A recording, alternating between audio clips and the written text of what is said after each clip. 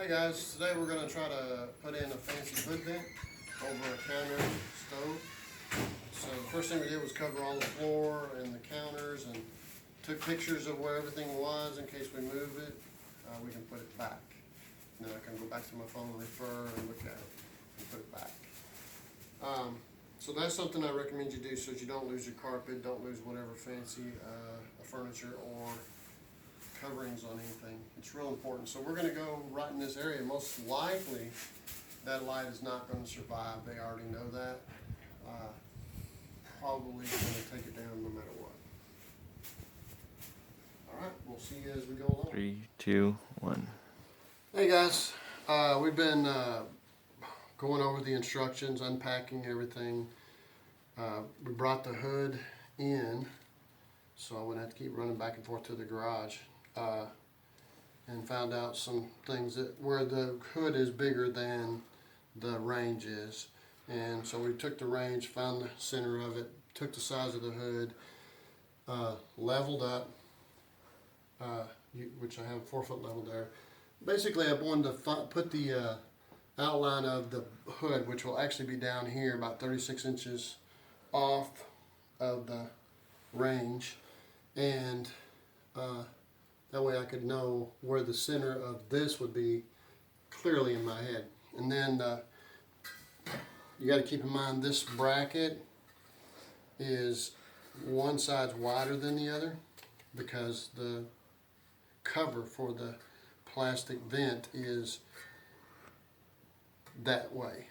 It's 10 1/4 by 11 1/2, something like that. And then I made my centers, and I made marks on the centers of this so I could center it up, put it up here, transfer the line so I know where everything is located. And I'm going to have to open up this area for the vent to go through, and hopefully we won't hit a rafter. But if we do, we'll have to support the rafters probably across this way since the rafters go this way. Funny thing is, not only are the instructions pretty inadequate, no screws. So they ordered it, special order, and came with no screws. So we'll end up overcoming that obstacle. Right now we are pressing on. We're going to cut this out, drill holes here, here, and here, and we got to allow for the cord. Again, it didn't really explain, but we got to allow for a cord to go through right there, and we got to open up that area like that. Then we'll use a bunch of brackets. So that's the first step. Now comes a messy step while we covered up everything, and we're on our way. We've got a hole cut out here, and this rafter was in it. Fortunately, the vent, which by the way, the screws were inside this vent, all sealed up in plastic. So if you're doing a Z-line hood vent and you can't find the screws, they're inside the tube. It's expandable. So anyway, there's plenty of room for it to go in and out right here, so we don't have to cut this, but we are going to put some supports in here for these screws to fasten to something. And instructions are not very good, but they are instructions. Some stuff I've been putting together. I put a plastic awning yesterday that had nothing but an exploded view. No instructions on how to do it. And believe me, it needed instructions. It was hard to deal with. But again, that extension cord hole was right here. We actually drilled a hole with a paddle bit through, and I think we'll have to take the cord off. Pan over there to Drew. And we're taking the cord loose. We took pictures of it so we can put it back. And I'm going to push the cord in up there and then down through this hole, and we'll reconnect it as we're putting it back up. That way we don't have to deal with a lot of hassle. Anyway, we're moving on. Alright, so I had these lines, like I said, to check for square. So I was able to put this white base piece on first, although the instructions didn't say that. Fasten it on the outside, and then put this over and match that hole and fasten that.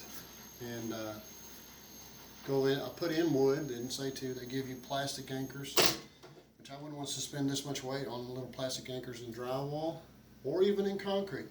I would rather put in some, in this case, wood to support it. And we'll have to run electrical for this outlet, to this cord to plug into. May have to do some trimming to get that cord end to end. I don't know yet. We'll see. Either way, we now have something pretty dadgum strong. And the ceiling's not coming down when my 200 and something pounds is on, 260 pounds. So I feel pretty confident about that. Now we're going to put these brackets that are adjustable on here, especially now that we're so happy with finding the screws. You going? Okay. There's a funny looking gasket that Drew had a real hard time getting lined up, so imagine you'll have the same issue with others around this that sits here. It takes some time.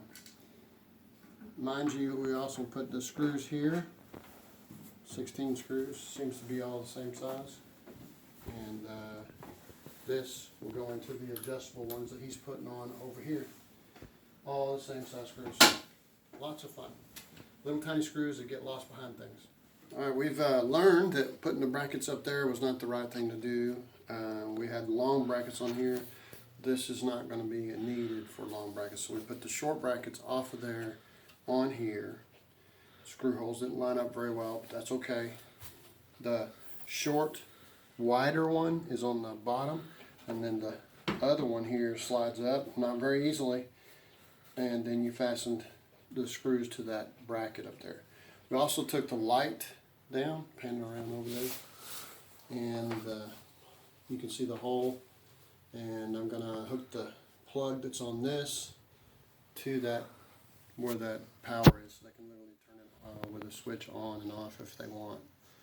If they don't like that, then I'll disconnect, I'll get rid of that switch. Right now we're getting ready to do the hard part, which is to put that thing in, and that's where we're headed. Alright, it was quite a journey to put that up. We're at 35 and a half, which is 36 is the maximum height you want from the lid. I just didn't want people to bump their head every time they leaned over something. But the vents have, the cover has screws at the top, and we still haven't put the decorative crown mold type stuff on the top, and we have to unwrap all the plastic.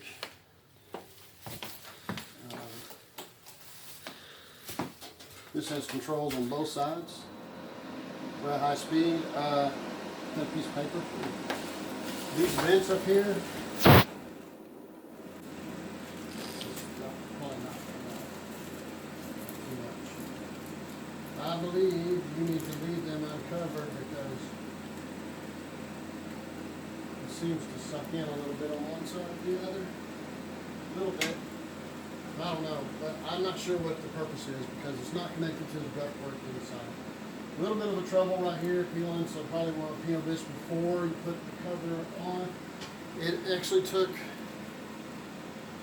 3 of us to do it proficiently, but you probably could do it with 2 people. One person, you'd be struggling big time. You'd have to build up underneath here.